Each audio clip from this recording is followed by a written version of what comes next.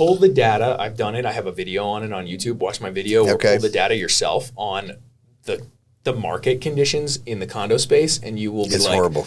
I'm not even touching a condo, possibly, like unless it really, really makes sense. And you got to get in and out of it quick. Yeah. There was another wholesaler called me. He's like talking about these condos. I'm like, and he was like, I think I got a buyer at this price. I don't really love that price. I'm like, sell the thing. Get rid of it. Get rid of it now. I just sold, because he called me because I own one in the building, or sold one in the building too. It was the same thing. I'm like, dude, get out of there, man. Just get out of it. No one knows where the bottom of the market's going to be. This is super scary. I have listings. So I think I was telling you this the other day, right? I have listings. People paid in 2019 X dollars for, I'll give you an example. I have one, the lady paid in 2019 $800 grand. We are under contract at $650 right now. So to sell her house, her condo. And I got nothing, no other like product that. Is there, are people losing money in that time frame, 2019 and 2024? Yeah. Only condos. Only condos. Everyone else is up, 40% or whatever. Absolutely. Yeah. The absorption rate in the market is like 12 months. It used to be like 2.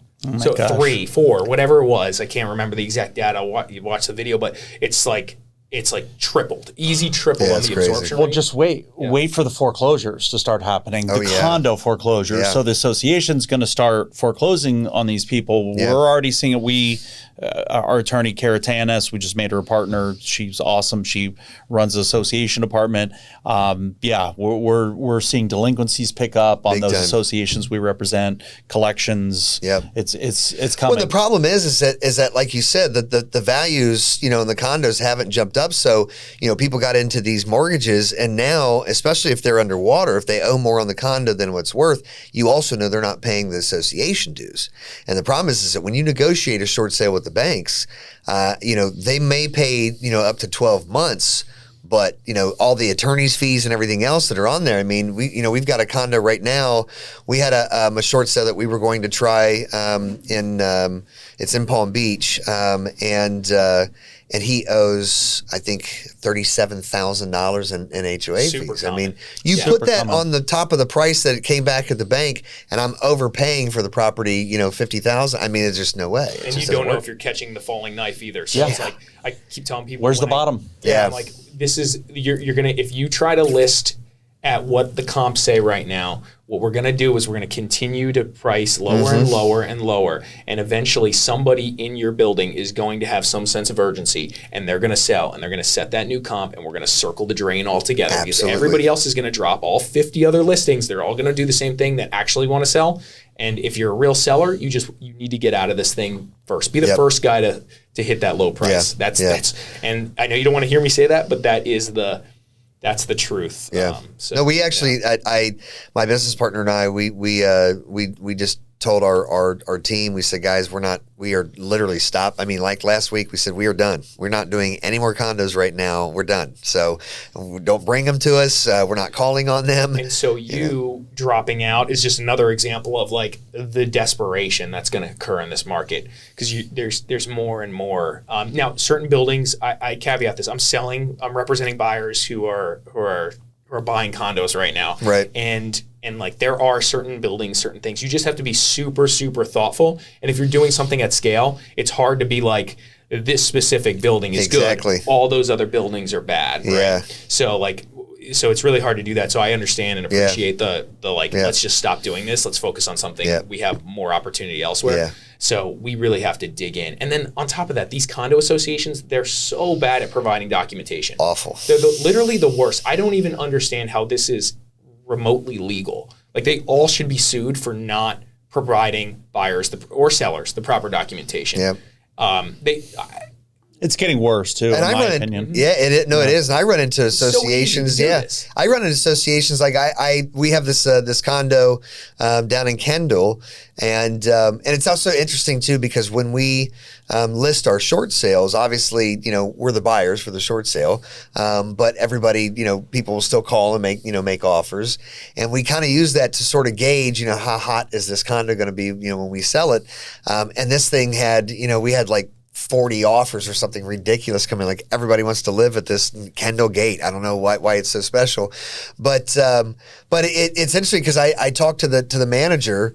I always try to get the best rapport, with the management and stuff. I mean, I go that extra length. Which again is ridiculous that you have to do that. It is. Suck up to them. Legal documentation that should be provided. Yep. So this is something that we should talk about because it's just like I have deals that are borderline falling apart because they have the 3-day right of rescission after you receive the appropriate documentation. And a condo association, 45 days later into the transaction, after like 100 phone calls, 50 emails, like just won't provide meeting minutes or whatever it is. It's just insane. Well, and what she told me, she said, Ryan, do you understand that I'm a volunteer?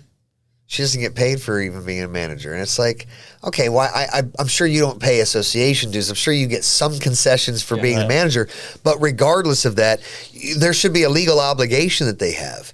I mean, I wonder what is their legal obligation? Like that's it's a question. Let's ask the attorney. There's not.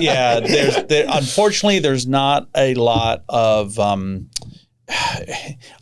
rules around that, around compliance, forcing them to make decisions in timely manners, getting those estoppel letters back in a timely manner, getting them within the 30-day time frame. If their condo rules don't clearly say that, then they're not obligated. It can be beyond 30 days, and then you have to beg them, and your deal's falling apart. It's also approving buyers are completely arbitrary. I've had 2 glaringly obvious closings that died because of obvious fair housing discrimination, one being an emotional support animal.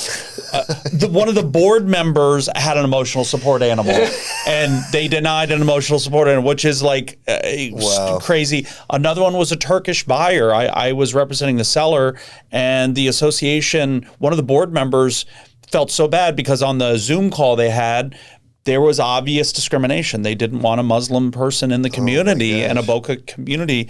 And I made it clear to the buyer's agent, feel free to sue, or maybe we can. The buyers ended up walking. They said, if we're not wanted here, we don't want to be here. Wow. Good point, the association's very lucky, though, because they could have sued. They could have.